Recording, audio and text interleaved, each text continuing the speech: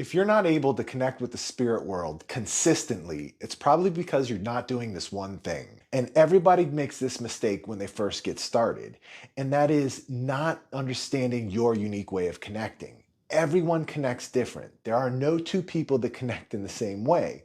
And because of that, we have to pick and choose the information that we go after, right? So we should be wanting to go after information that resonates with us, but we don't want to adopt it as this rigid framework that we must follow or it won't happen. Whenever we follow information that resonates with us, we should pick and choose the information or the tactics or skills that are working for us and leave the rest alone and then move on quickly. It's when we get stuck in these rigid beliefs and systems and frameworks that everything gets screwed up. Okay, so welcome to the live, everybody. I appreciate you joining in here today. I'm looking forward and I'm excited to connect with you all again. It was really good live last time. There was a lot of amazing questions answered and asked, and I hope that we can do that again today. So as you pop in, let me know where you're from, let me know where you're watching from, and then go ahead and dive in. We can dive right into any questions that you have. We'll do this as like a Q&A type thing, and maybe if I, go off on a riff about something or another, we can do that too. So welcome on in. Let's see who's joining today. Liz, welcome. Olivia, welcome. Thank you guys for coming in from Rhode Island. Thank you. Debuko, welcome. Maria, welcome. How is everyone doing today? Britt, thanks for joining. Onyx, thanks for coming on in. Emily, good to see you here. How's everyone doing today? Tap that like button as you come in so we can get this out to more people that want to hear this information, that need this information. So welcome on in. Thank you. Jenny, welcome. Evelyn, Ellen, welcome. So one of the things that I figured out early on in my spiritual journey is that a lot of the stuff that gets talked about in mainstream spiritual teachings is there's a lot of fluff, right? There's a lot of this woo-woo stuff that's included, and some of it can work for us, but what I've found is that most of it takes us out of this like very grounded state that we need to be in order to communicate with the spirit world actively. And that's a very important word that I want to stress here, is actively, because yes, we can get into these weird spiritual rituals. Cool, thanks for the hat. I just shaved my mustache, but thanks for giving it back. Anyway, we can get caught up in all of these weird spiritual rituals and even meditation, right? Meditation can loosen our grounding, right? And when that happens, it makes it very difficult for us to actively connect with the spirit world. It can happen in a passive way, right? Where we've quieted our conscious mind enough and spirits just come in and we start communicating with them, right? But because we're so dissociated and because we're not grounded at all, it's more of it's more of an passive experience. It's like them coming and interacting with us, telling us a few things. We're not able to ask follow-up questions or really interact with them in a deep and meaningful way because we're so like off in this flighty state. But when we communicate with the spirit world from a very grounded perspective in the way that I teach, right, without meditation, without all of that other weird spiritual rituals that you need to do, when we come in it grounded and you're in this exact state that I'm in right now, high energy, ready to go, you can actually connect right away, instantly. It doesn't take a long time. It doesn't take this long preparation, right? I tell my students all the time, like, my goal with you guys is not for you to sit for 20 minutes and whenever you catch a spirit, right? Or whenever you sense a spirit. I want you to sense the spirit and start talking to them right away, okay? And so anyway, that's where we are today. I just want to see if anybody has any questions, and we can kind of go into it. Like, what are the burning questions? What are the things stopping you from spirit communication? What are the things holding you back? Why aren't you, right? I know all of the common ones. I hear them all of the time, right? But there are things that are unique to you that are holding you back, that aren't, that don't apply to anyone else, right? And I think that that's a big part of us discovering on our way of connecting, right? We need to find our unique way of connecting. That is just as important as us finding the things that are unique to us that are holding us back, okay?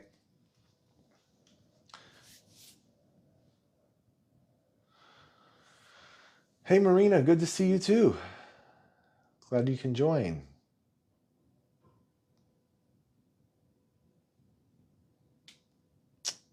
So do our loved ones know that we're talking to them when we talk to them? Absolutely. They hear every single word. And matter of fact, when we start talking to them, when we start thinking of them, it brings their energy closer to us. It happens instantly. Look, in the spirit world, there is no time and space, right? Spirits can be everywhere all of the time, right? There is like your loved one can be in New York and California at the same time. Your loved one can be in the United States and in, the UK at the same time. It doesn't really matter, right? Because time and space is irrelevant. It doesn't exist when where there's energy.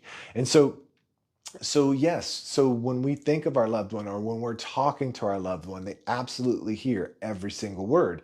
And here's the thing, like I tell a lot of people that are just starting out in this, if you're having a difficult time connecting with your loved one, if it's not really happening, talk to them, right? Just talk to them like they're standing right there in front of you and you will connect with them. Talk.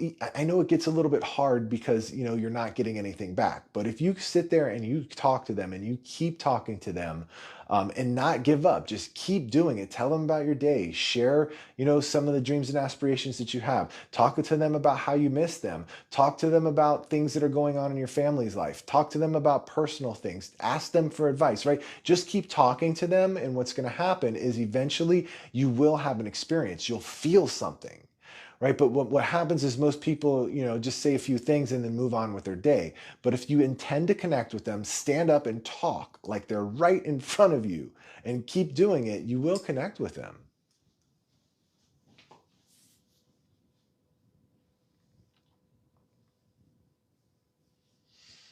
Oh, Liz, this is such a good question. Liz wants to know, how do I keep the spirit communication open? Sometimes they drop random words and then just leave. Well, that's very common, and that's actually how all spirit communication starts off. It's just random words or fragmented sentences, right? And it's up for us to kind of feel what's going on in those fragments, right? I tell my students, you have to get curious. Like if they just come in and say red car and then you're not getting anything else, it's because we're supposed to dive in deeper into the meaning of that red car. And so the way that we do that is by getting curious, what does red car mean? And then investigating by asking questions. Oh, okay, so I'm getting a red car. What's the make of that red car? Oh, okay, I see it's a Cadillac. All right. Well, tell me more. Why did you show me this Cadillac? Where is it? Where is this Cadillac located? Oh, I see it driving down a mountain highway. Okay, so why are you showing me the scene of this Cadillac driving down this mountain highway? And you're just going to get fragments, right? And when you start the reading, when you start connecting with the spirit, it's going to just come out in fragments like that. But what happens is doing that, investigating and asking more questions allows the energy to build. And that's how you get into a flowing conversation with the spirit world. And so if they're just dropping fragmented sentences, keep asking follow-up questions and you'll get there.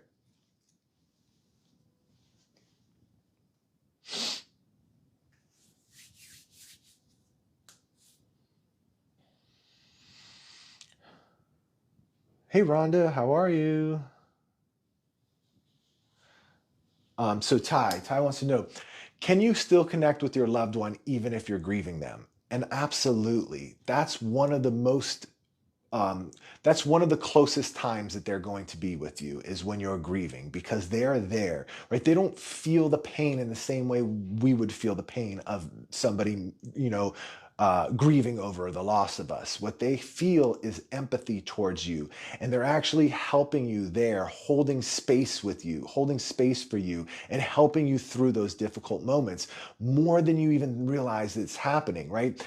And remember how I said the act of you thinking of them brings their energy closer to you? Well, you're not thinking of them any more intensely when you're grieving them and going through those deep emotional moments, right?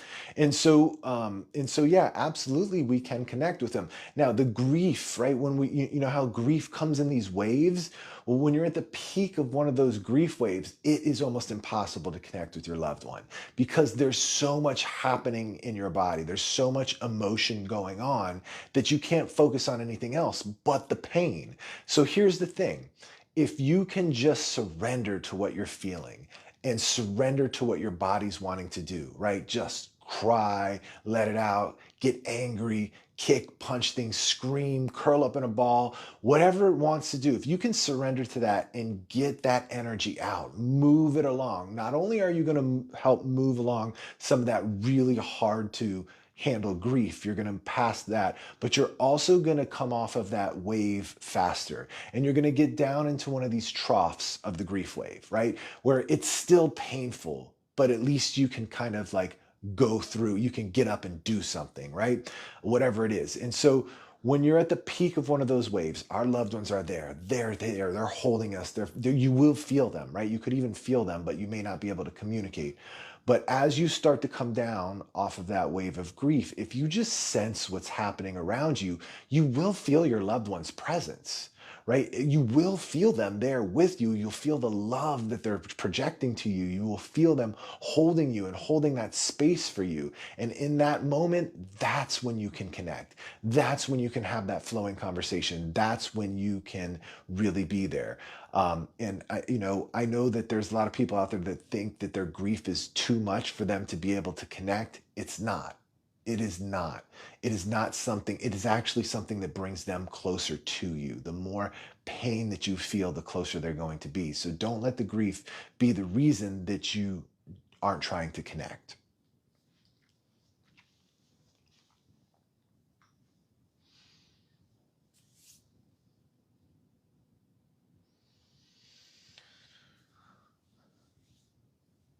When we talk to our loved ones without meditation, do they hear us even though we can't hear them? Yeah, absolutely. I answered that earlier. Absolutely, they do hear us. Have I astral projected? Yeah, I have before, but it's usually nothing exciting. Sometimes I'll astral project like into my kitchen or into another room, and so it happens when I sleep. I don't really have any control over it. I really don't know much about astral projection or how to make it happen.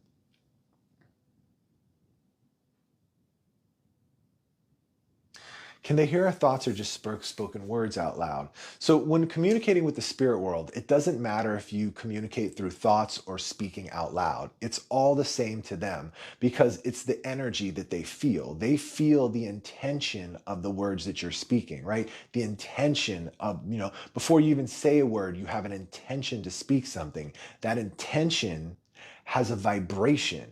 And that vibration is what they pick up on and hear, right? And so you can think of it in that way.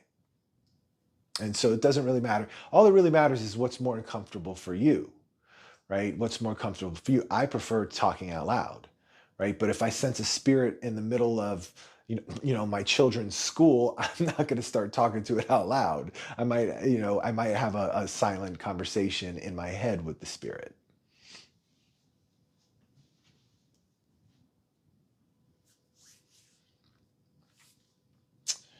Rhonda, I'm so glad that my content has helped you connect with your husband. I really appreciate you letting me know. That's the biggest compliment anyone can give me.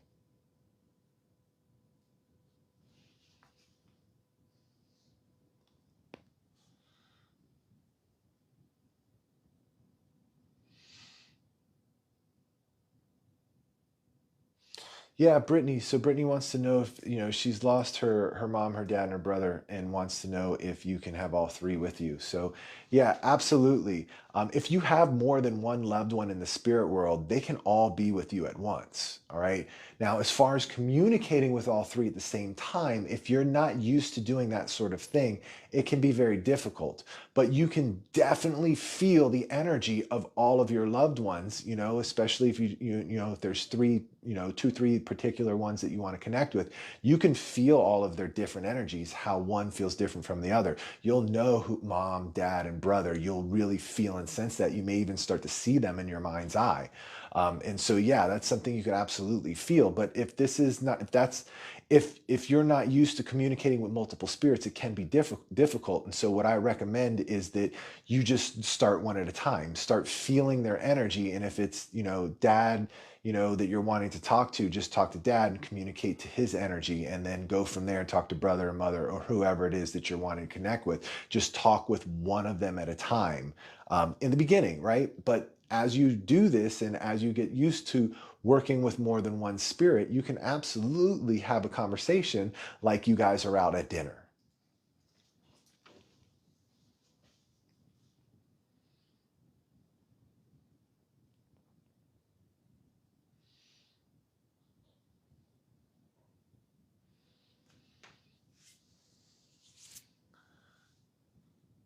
Can you tell me about the person in my house? Amy, no, I can't. I can definitely tell you about the person in your house, but that wouldn't help you at all. So, Amy, so this goes for anyone out there that is, anyone out there that has a spirit in their house and don't know if you have a spirit in your house and you don't know where it came from or who it is, this is how you can find out what's going on.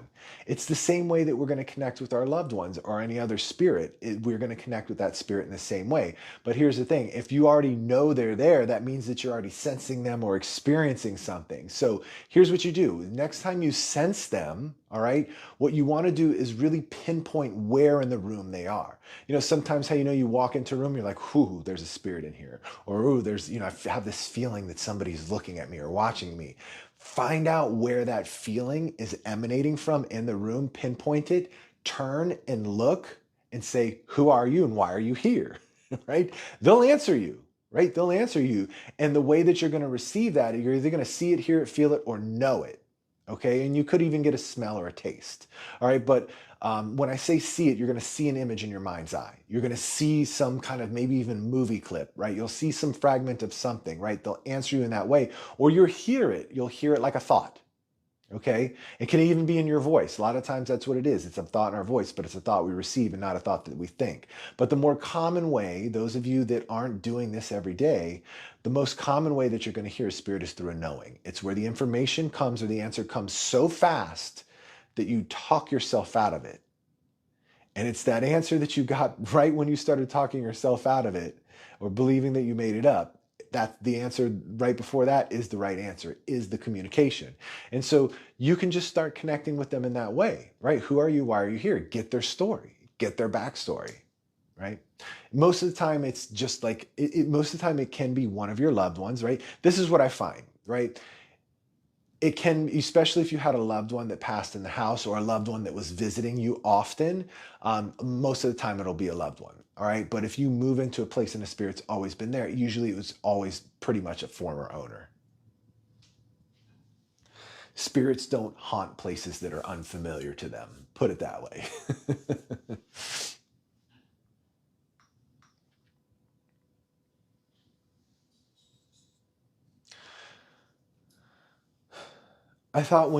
So Alana says, I thought when you were grieving, you can't connect because you're in a low vibration. This whole vibration thing, low, high vibration, it kind of works me up some because it's all such bullshit. Low vibration, high vibration. We got to manipulate our frequency and our vibration. We got to raise our vibration to have a good life. We got to raise our vibration. And that's just bullshit, right? Our vibrational state is based on our mood, our emotions, our internal state. It's nothing that we can hack. It's nothing that we can meditate to raise. It's nothing that we can align a chakra or play with some crystals to make it higher. We've got to deal with our shit to make it better, right? To make our energy better. And really raising your vibrations just means get in a good mood. That's literally all it means. And when you're low vibration, you're in a bad mood or you're having a shitty day or you're experiencing some sort of a heavy emotion or something like that. You're going to experience all of it. You're going to be low vibration. You're going to be high vibration. It all depends on your internal state, your moods, and your emotions, right? And so when you hear somebody say, raise your vibration, then just get yourself into a better feeling mood. That's all that is, right? And so to say that we can't connect with our loved one because grief is low vibration, it's not. It's painful, right? It is painful, and it's not a very good, pleasant feeling thing, right? But grief, like I mentioned earlier, comes in waves, right? And when you're at the peak of that wave of grief, yeah, that's going to feel really painful. But when you come off of that peak, that's when you want to connect, right? And it's not going to stop you. it's not going to stop you from anything. And so when they say raise your vibration, well, if I'm depressed, moving into anger is raising my vibration. Anger is better than depression, right? Because at least it's an external action, right? At least it's something, it's energy within us. Where, depression is like, ooh, it's like very low energy. But anger is not. That's higher vibration, right? So pick your vibration, and so that's why I kind of get worked up about that, because they turn it into this, traditional spiritual teachings turn it into this mystical thing where it's not. It's not at all. And so don't let that type of terminology discourage you from connecting with the spirit world, because it does not matter at all. You just have to get yourself into the best feeling place that you can in that moment.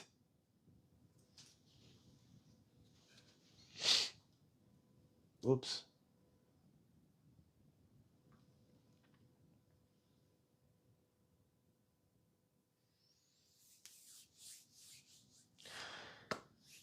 Yeah, so this is the same kind of question. Can something be blocked because of depression is so bad and kind of in such a dark place? Um, there's no external force that's blocking you. It's not the depression that's blocking you. It's not, the dark place that you're in that's blocking you. It's just that you don't feel good. The best thing that you can do for the clearest connection is to feel good.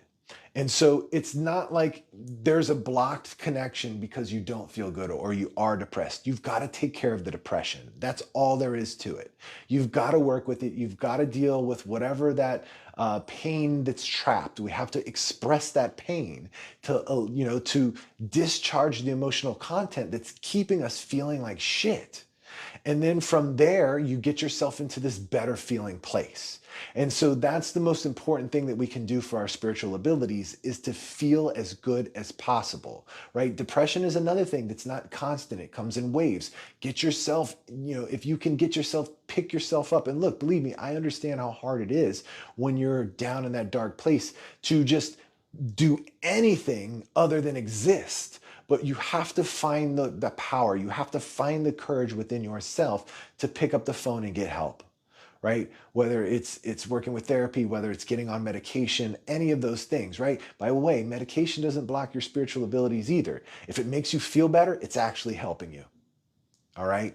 And so we want to think about that. We want to remember those things. We've got to deal with the depression. We've got to deal with our deep-seated issues in order to bring these things out. There is no block other than the lack of action.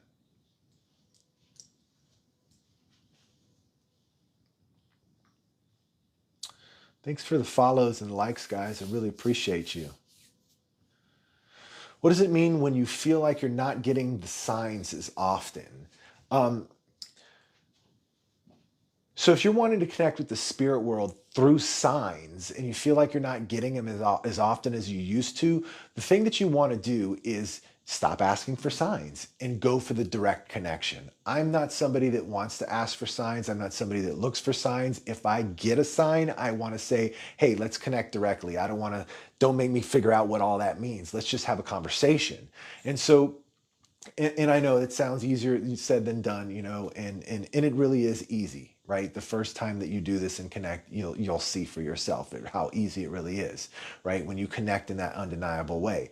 But if you're not getting signs like you used to, then actively reach out. Don't wait for signs to come. Say, hey, so and so, loved one, spirit guide, come, let's talk now, right? Let's have this conversation now. I don't want the signs.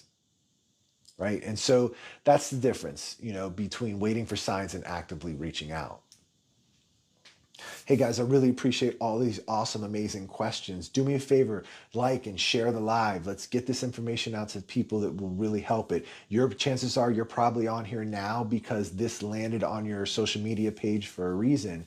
And it was because people are liking and sharing it. All right. So please help me out here. Help me spread the word. Help me get the information out here. The more that you interact with me here, the more people that are going to be able to see this. Not only that, the more diverse questions get answered and the more we all learn.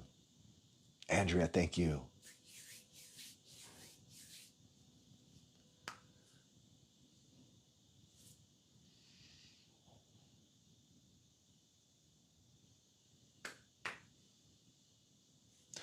So why do I keep getting headaches in my third eye when I connect with the spirit world?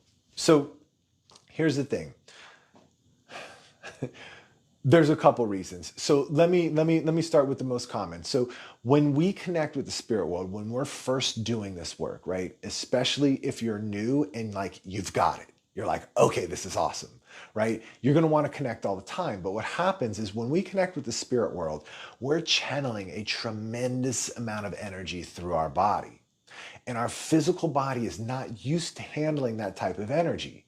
And so we start to fatigue. We experience things like dehydration, headaches, we can get backaches, right, from the cerebral fluid going up and down our spinal column. Like there's a lot of electrical activity that occurs within the body when we're doing this. And so all of these things, like we can experience fatigue, we can experience like hangover like symptoms. You can feel hungover from doing this. And so what my rule of thumb is for those of you that are in that position that are like, wow, this is awesome. I got it now and I want to connect all the time. However long you spend connecting, you want to spend equal in parts recharging. And so what I mean by recharging is just something that allows your energy to calm. Whether that's meditation, whether that's going for a walk, whether that's reading a book, whatever it is. If you're communicating with the spirit world for 30 minutes, you need to do something like that for 30 minutes. All right. And so that way you don't get yourself burned out. You don't get these headaches. You don't experience this fatigue. You don't really feel things that way. Okay. And then here's the thing, once you start doing it, your body gets used to channeling that energy, and then you can do it longer and longer and longer without it really bothering you. But you have to, and I'm talking about over years, right? When I was first coming into this, right, I learned by experience, right? I would go in and I would do readings for like 3 or 4 hours, right? I remember one time I was in Ireland and I was speaking at a conference in Ireland, and in between before the conference and after the conference, I was doing a lot of readings. And even on the days, it was a week-long conference, even on the days that I wasn't speaking, I was doing readings all day for 4 to 6 hours. And what I figured out real quick is at the end of that week, I was done. I couldn't even get on a plane. I couldn't even go anywhere. I was so freaking out of it that I had to spend the next couple of days recouping from it. All right. And so from that's how I learned, right? Because I experienced the fatigue, I experienced the headaches, but I never experienced something like being wiped out like that. And that's where I got the insight, like, okay. And so then when I changed things up a bit and put that recharge policy back in, that's where things really shifted for me and I started to feel good. And then over the years, I had to do those recharging rituals, or, the walking, the meditation. I had to do all of that less and less and less the longer that I channeled, right? I remember, like, even on these lives, right? Even these lives, I am channeling a lot of information. There's a lot of stuff coming through me, being in this type of energy. Even when I have this, when I'm speaking, I'm channeling a lot of energy. And so, I will feel it a little bit after this.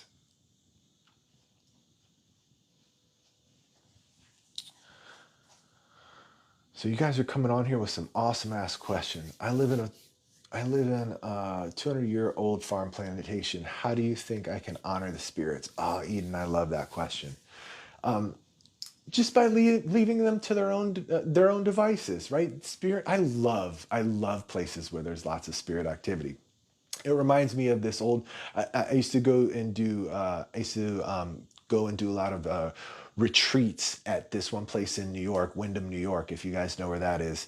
And it was in this old plantation home. There was 20 bedrooms, and they had workshop space out back. And there were so many spirits there. And I loved to go visit because most of them were amazing, right? There was the grumpy old man that actually he was in my room. I didn't even find out about him until I knew that until I found out why he was so grumpy is because he didn't like me staying in his room. But anyway, I loved going there to visit because there was so much activity and we can connect and communicate with a diverse group of spirits, right? Just like I'm a people person. I love going out. I love going to conferences. I am talking to everybody there. We're always shaking hands and just deep conversations. And I love doing the same thing with the spirit world. And so when I go to these older houses, that's what I like to do. And so if you're asking, how can you honor the spirits in your old plantation home? It's just by talking with them, connecting with them, and leaving them to do the things that they normally do, right? And because they'll have their own little routines that they're doing there in your home. That's a cool question. I really like that.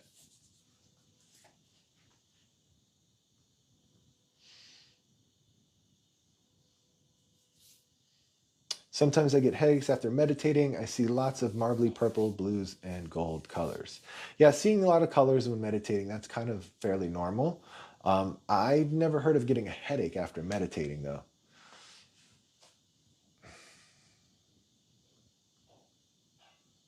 My son sends signs all the time, but how do I communicate with him? By treating the signs, right? So when you get a sign from your loved one, what I want you to understand is that it's not something that you have to interpret. What I want you to think of it as is that they're ringing your doorbell. They're like, knock, knock, here I am. And they want to connect. They're letting you know that they're right there, they're standing with you. And so when you get the sign, just feel for their energy. Feel for their energy and their presence in your immediate environment. All right. And then that's the first thing, is just really try and connect with their presence. And then from there, you want to talk to them and keep talking to them, and you'll feel the energy changing back and forth in between you. Even if you don't hear them or see them, if you can just feel them, you'll feel their energy moving back and forth in different ways the more you talk to them. That's actually them communicating with you. Do you know much about NDEs? I had one about 2 years ago and it was terrifying. Is that normal? I don't know too much about NDEs, but I can tell you by what I do know about them. No, it being the part where you're out of the body, it being terrifying. I've never really heard of that. Um, Before leaving the body, it being terrifying. I've heard of that. But I don't know much more than the typical stuff you guys probably know about NDEs.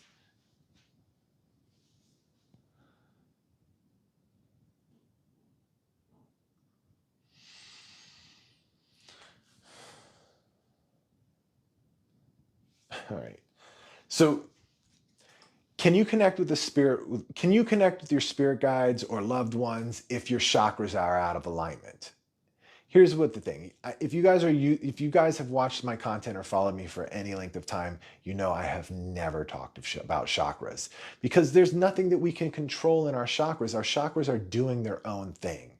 All right. If your chakras are blocked or out of alignment or whatever the traditional spiritual teachings tell you, it's not because there's something defective in the chakras. They have their own divine intelligence. They're perfectly fine the way that they are. They know exactly what to do and where they need to be in harmony. The problem is it's our baggage that throws them off. Okay, it's our baggage that gets them out of whack. And so we can do all of the Reiki, all of the oming, and all of the stuff to like bring them back and open them up and align them and make them bigger, close them down, protect them. We can do all of the chakra shit that you've heard of. And some of it may even work temporarily. But without you addressing your baggage or the bullshit that you're carrying, your unresolved emotional material, without addressing that stuff, the chakra is going to go back to where it was. Out of alignment, blocked, whatever the latest buzzword is about your chakras, it's going to do that if you're not addressing your underlying emotional material. And so, can a chakra block us from opening up our spiritual abilities? Not really. Not really. To the sense that, how bad is it affecting your life? How bad is your baggage that you're not resolving affecting your life? Your baggage can block you. That can stop you, because if you feel like shit, you're not going to be able to connect as well as if you felt good.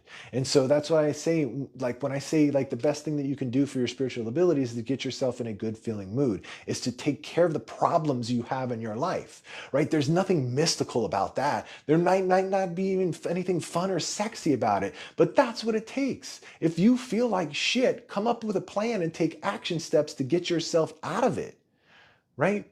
Even, aside from physical pain, right? Aside from physical ailments that we really don't have a whole lot of control over, right? There's people that'll tell you, oh, you can eat different, you can pray, you can do these other things. And the only reason that you're sick is because your body's out of alignment, your chakras are out of alignment. All that is bullshit, right? There's a sloppiness to the universe, and we can have these unresolved health issues for a variation of reasons that have nothing to do with spirituality or energy. And so, yes, we want to address those with traditional medicine in combination with alternative medicines, right? Do both, okay? And so, so aside from that, right? Aside from physical ailments and physical things, if it's emotional material, if it's life difficulties, you've got to create a plan for those and get yourself fix them, right? If you're not able to connect because you think a chakra is out of line, fix your life. Fix your life and watch what happens to your spiritual abilities and your chakras. If you can feel them, right? Sometimes you can feel them out of whack. Sometimes you can feel them closing down, right? And so if you can, fix your life and see what happens to your chakras, okay? It's as simple as that. And I don't mean to pick on anybody or speak down. It kind of gets me fired up with all of this misinformation that comes out, right? It's harmful, right? Somebody that's depressed, they say, oh, we've got to align your sacral chakra, or we got to open your sacral chakra. That's fucking that person up even more, because that's taking that they're fully believing that they got to do some kind of Reiki or hands-on crystal or meditation to fix that, where they need to get in to see a therapist, somebody that's trained with whatever they're going through to help them open it up and express it, that so they can release the emotional energy that way. And so that's why I kind of get worked up about some of these things.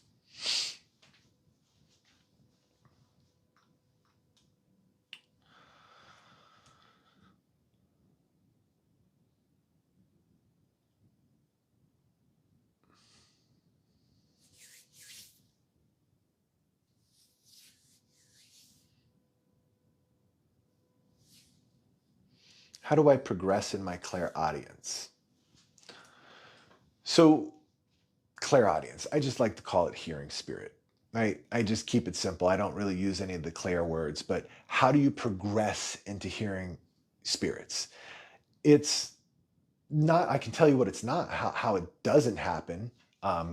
It doesn't happen by focusing just on that one thing, right? Our ability, so we have 7 different spiritual abilities: seeing, hearing, feeling, knowing, empathy, taste, and smell. We can do all of this energetically, and that's what our senses consist of. And whether you're reading psychically, whether you're tuning into your intuition, whether you're communicating with a spirit guide, or any other spiritual being, whatever you're doing anything psychically, you're using one or combination or all of those senses, okay? And so we can call them spiritual abilities, we can call them psychic senses, we can call it intuition, we can call it mediumship, we can call it whatever we want, but the 7 senses are the same for all of that shit, okay? And so when we say, how do I progress on one of them? It's by letting go of trying to progress on one of them and using what's happening and unfolding naturally, right? If I'm connecting with the spirit and I'm like, oh, I want to hear them better. Oh, I want to hear them better. Oh, I want to hear them better. Oh, I want to hear them better. I might be missing all of the visions that I'm getting. I might be missing all of the knowings I'm getting. I might be missing the emotion and the feelings and the touches that I'm getting because I'm so focused on trying to just hear them. Okay, and so we need to let go of trying to progress any one ability, because we all have 7 of them. Every single that I know of, right? There's probably plenty others that I don't even know of, right? And so everybody has these. There is no exception, right? And so when we're connecting with the spirit world, or when we're working on this stuff, you don't want to just try an exercise for clairaudience. You don't want to just try an exercise for clairsentience. You don't want to just try an exercise for clairvoyance. You want to just connect, and however it happens, it happens. Just pay attention to those seven and the way that it's unfolding for you, right? Because that's the other part of this thing is that everybody connects different. There are no two people that connect in the same way. All right. I've worked with thousands of people through my mentorship program, and there are no two that have ever connected the same. Right. And so, by just trying to say, I want to focus on one thing, you're shutting down everything else. You're not allowing yourself to discover your unique way of connecting when you're just focusing on one thing. It's like you're just ramming into the same wall, backing up and doing it over and over again, instead of reflecting like, oh, okay, try this. I need to reflect. How did this feel? What was happening? Oh my goodness, I did get a knowing. Okay. This is how it felt when that happened. This is what it looked like. This is what it sounded like. Oh, you know what? The next time I did it, I realized the knowing, I did hear something, and then I got a vision right after. Right. And so as we reflect on these things, we start to understand deeper on how our unique way of connecting, or what our unique way of connecting is. Right. And so um, I'll explain a little bit about how that works in my mentorship program, because it'll probably bring some clarity to some of you guys that are out there that have tried, like, oh, I did this course, I've done all these courses, I've read these books, I've worked with professionals, I've tried all the things that I'm supposed to try, and none of it is working, or some of it works some of the time, but none of it works in the level that I want it to work. If that's you, listen up. Like, I can't say, here's a course. And nobody can say, here's a course or here's a book. You do everything in here and it will work for you.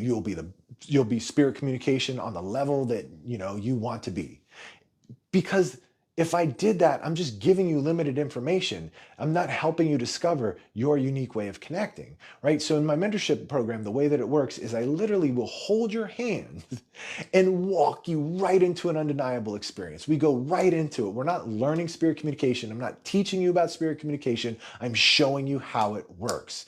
And when we work that together like that, what that does is that allows us to discover your unique way of connecting. And that's what I'm doing, is I'm holding your hand and I'm taking you around all of these obstacles and trying all of these different things and moving you through, and we're doing this dance until you get there. And then the first time, right? The first time we get you into that experience, we have almost a clear picture on exactly what your unique way of connecting is. Now we build on it from there. Okay, now Now it's not like, here's the rules, follow these and you'll connect. No, no, no, no, no. We just discovered how it works for you. Now let's fine tune. All right. And so that's how it works in my program. And that's what I encourage everyone to do, right? And taking it a step further, that's really what all my content on here does. That's what my intention for all of these videos and lives and all of the content that I put out. It's really to help you discover your unique way of connecting, right? And I want you to think about that as you engage with this live, as you engage with some of my content, and ask questions. Don't ask questions from the perspective of, I need to follow this. Ask the questions from the perspective, I tried this and this is what I felt. Or I tried this and this is what happened. Because now, when I answer your question or when I talk to you, I can say, oh, okay, so try this now, right? And that might be your unique way of connecting. I can't say, like I said, I can't say, here's step 1 through 7, you'll get it if you do this.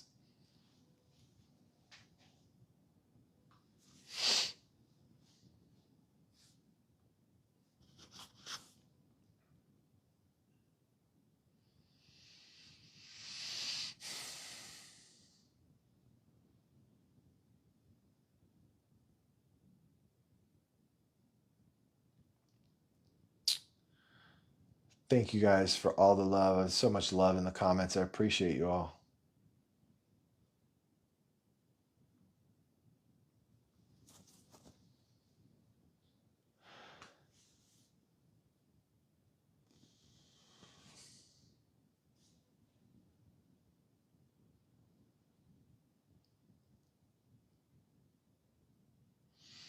I just accepted last year that I have visions. Awesome. That's great.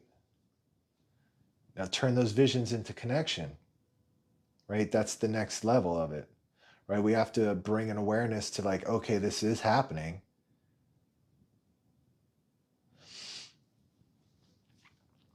Yeah, Melanie. So I do suggest, like, so Melanie's asking, do you see a spiritual therapist when you're dealing with life's issues? Yeah, I think that that's really important in the interview process. Like, a lot of people, what happens, the way they pick a therapist is they just call up the first person that's covered under insurance and it's like, when can I come in?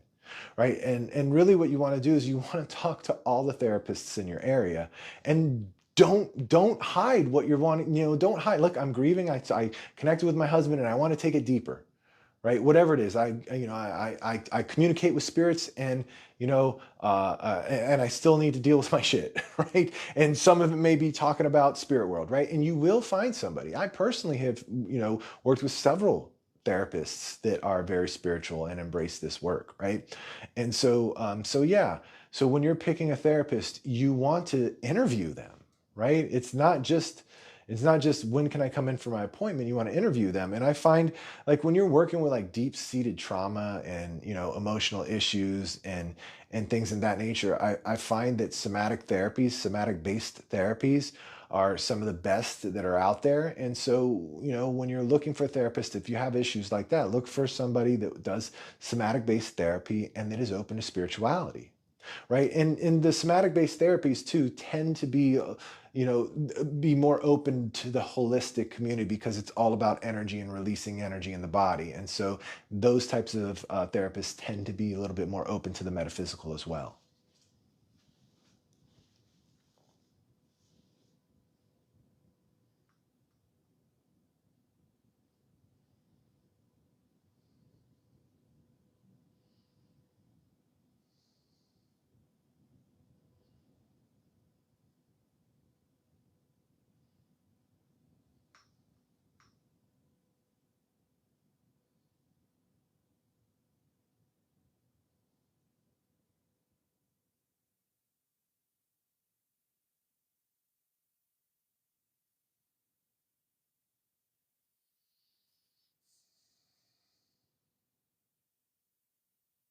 My comments keep jumping all over the place. Sorry, guys.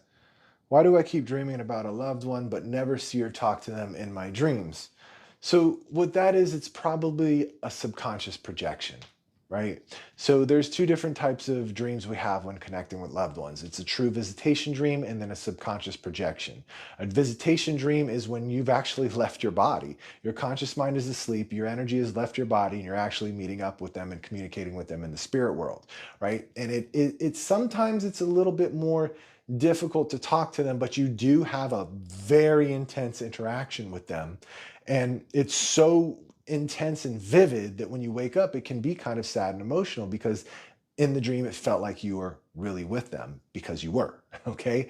And then there's this subconscious projection where it's a little bit more flat, where there is no really conversation going on. It's just kind of you viewing them. It's kind of your subconscious discharging memories and things that, that deep seated things that you've held about them. And so, and there's a couple other different types of dreams, but those are the two main ones. And so, what I say to that is that most people want to have those types of visitation dreams. And you can, by all means, absolutely, if that happens, that's a wonderful, amazing thing. It feels so good. All right. But what I say is why wait for that to happen? Because you can reach out to them right now, instantly, and communicate with them. And in such a vivid and dynamic way, the same way that you do in those visitation dreams. So why would we want to wait till we're asleep? Let's just do it now. Okay. Let's just do it now. And so let's practice that, right? Because people are like, oh, how do I do that? Can you teach me how to do it in my dreams? I really don't know how, right? It's something that happens automatically because your conscious mind is so relaxed. And so, but what I want you to do is I want to get you in a very grounded perspective, right? I want your conscious mind to be perfectly fine online and boom, you're there connecting. Because then you can deepen the experience. Then it's more rich, right? Then you can really interact. Then you can really feel and embrace that hug, right? Where you can really feel that energy and that love for them, right? And the love that they have and that heart connection that has never gone away. You feel that, right? You can ask follow-up questions. You can have a conversation that just flows, right? And so that's what I want for you guys. I don't want to teach you how to do it in a dream, even if I knew how. So anyway, guys, I got to get running. I got to get out of here in just a few minutes. Listen, if you're interested in spirit communication, whether you want to connect with your spirit guides or your loved ones or any other spiritual being that's out there, my mentorship program might be a good fit for you. Like I mentioned earlier, I'll hold your hand and walk you right into that undeniable flowing conversation with the spirit world. And so we can discover your unique way of connecting. Okay. And then from there, we build upon that. That's how my mentorship program works. It's not me teaching. It's not me lecturing. It's not me giving tricks and tips. It's us going right into it from day one. If that's what you're interested in, if that's what you're serious about, then check out the link in my bio. You can book an interview for my mentorship program. I don't accept everyone. So, only those of you that are absolutely serious and dedicated to this. I have a few spots available right now. You can go to the link in my bio, schedule an interview, and we can see what we can do from there. Other than that, guys, I love you so much. I really appreciate all your time here today, all the awesome, amazing questions. I'll see you again soon. We'll do this again soon.